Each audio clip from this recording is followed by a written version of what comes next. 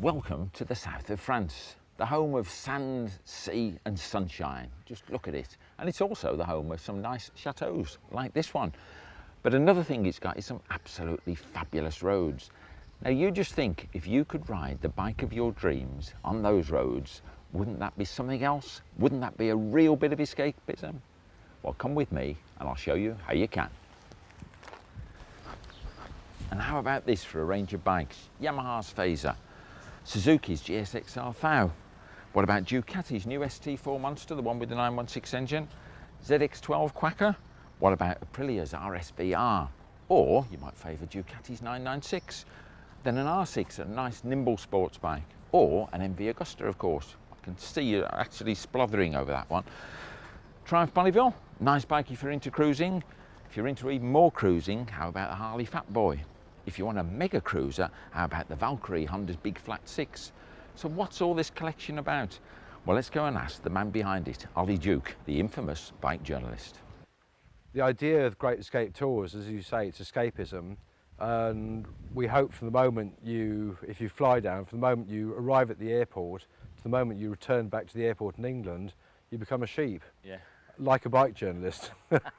And bike journalists go on launches, and they're shepherded wherever they go, and they stay in luxury accommodation, and they ride the world's best bikes, and that's what people who come out here should be doing. Our typical route is about 200 to 250 miles in a day, and while that might not sound a lot to a lot of people, in actual fact, because the roads are so twisty and you need so much concentration, by the end of the day most people are quite glad to get off the bike. We have about 6 or 7 routes. Some go down towards the Pyrenees, some go into the Pyrenees. Most go up north into the Languedoc Hills, which are just superb because there's no traffic. What sort of people typically are attracted to a tour like this? We've had a whole range of types of people, from Virgin limo bike riders to airline pilots. So really anybody who can afford to come on the tours come. But having said that, obviously it tends to be people in the higher income bracket, because you can't come on the tour and live on the dole because there's no way you'll be able to pay for it. The cheapest way is to come down here for a long weekend, which means arriving on a Friday, leaving on a Monday and riding Friday, Saturday. And for that, if you come down under your own steam, you pay £625, and you don't stay here, you stay at the Pressoir Hotel where you're staying. Yeah, which is a very nice one. Very pleasant hotel. Yeah. And so that's the cheap end of the package.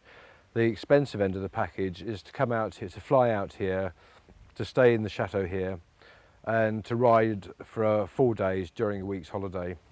Yeah, and what's that one worth? And that costs out £1,495. Yeah, £1,495. That's right, yes. You get it, folks. Still, yes. I mean, it is a unique experience. Yeah. And how's it structured as far as the actual bikes go? If you come for a weekend, you can't ride your 14 bikes in a weekend, can you? Yes, you can, yes. Oh, you can? Oh, you can ride whatever you want. Right. If there are enough people out here, we'll just take all the bikes out, and you can ride whatever you want as and when you want. Ah, okay.